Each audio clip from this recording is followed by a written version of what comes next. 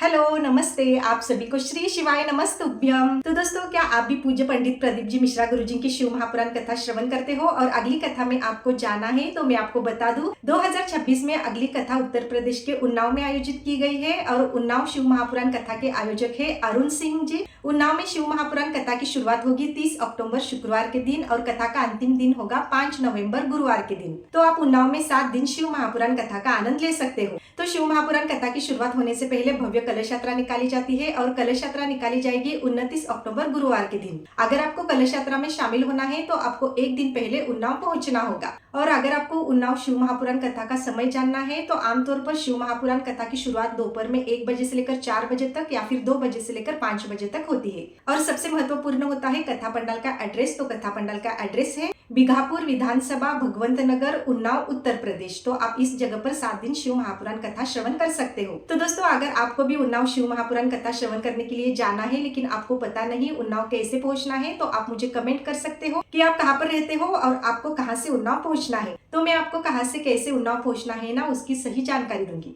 और जो बुजुर्ग है या फिर जिनको भी उन्नाव की शिव महापुराण कथा श्रवण करनी है लेकिन कुछ कारणवश वो पंडाल तक नहीं पहुंच सकते, वो आस्था चैनल पर शिव महापुराण कथा का आनंद ले सकते हैं। या फिर आप गुरुजी के चैनल पर भी शिव महापुराण कथा श्रवण कर सकते हो और गुरुजी के चैनल का नाम है पंडित प्रदीप जी मिश्रा सीहोर वाले। तो दोस्तों, मेरे हर एक वीडियो में हर एक समस्या पर शिव महापुराण में दिया हुआ एक उपाय मैं आपको बताती हूँ। और आज का उपाय है, तो जो भी बहुत बीमार है या फिर जिनको भी बड़ी बीमारी है और दवाइयाँ लेने के बाद भी कुछ असर नहीं हो रहा है तो उनको शिवालय जाकर 1 लोटा जल चढ़ाना है। उसके बाद आपको एक चावल का दाना, एक सफेद फूल, थोड़ा सा अबीर अपनी समस्या बोलकर शिवलिंग पर चढ़ाना है। तो आपको ऐसा प्रतिदिन करना है। तो आप प्रतिदिन पूरी श्रद्धा, भक्ति, विश्वास, भरोसे से ये उपाय करोगे ना तो आपका शरीर स्वस्थ होने लगेगा और धीरे धीरे आप पूरी तरह से बीमारी से मुक्त हो जाओगे। तो दोस्तों, हाल ही में पुणे के शिरूर में शिव महापुराण की कथा हुई थी और उस कथा में मैं मेरा पत्र लेकर गई थी और गुरुजी ने पहले ही दिन पहला पत्र मेरा उठाया था और मुझे बहुत ही आनंद हुआ था।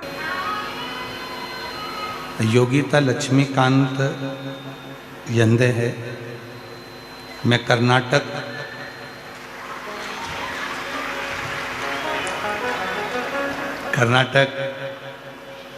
यादगिरी से आई हूँ। आप ही हैं? पहला तो आप है।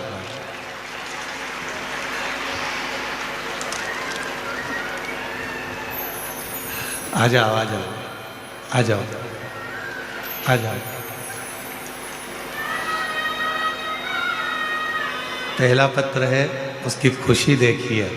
एक बार जोरदार ताली बजाकर इस बेटी के लिए साधुवाद। प्रकाश जी, केबीसी की सीट पर जाना सरल है पर कुबरेश्वर बाबा की व्यासपीठ पर आना कठिन है। इसलिए ये बेटियों का भाव है।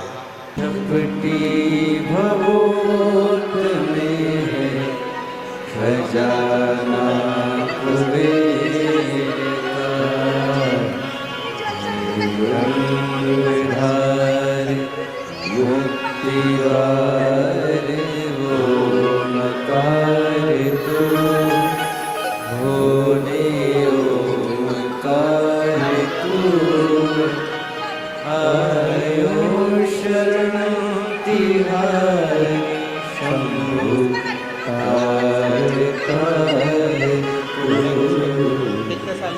बखान क्या करूं मैं राखों के ढेर का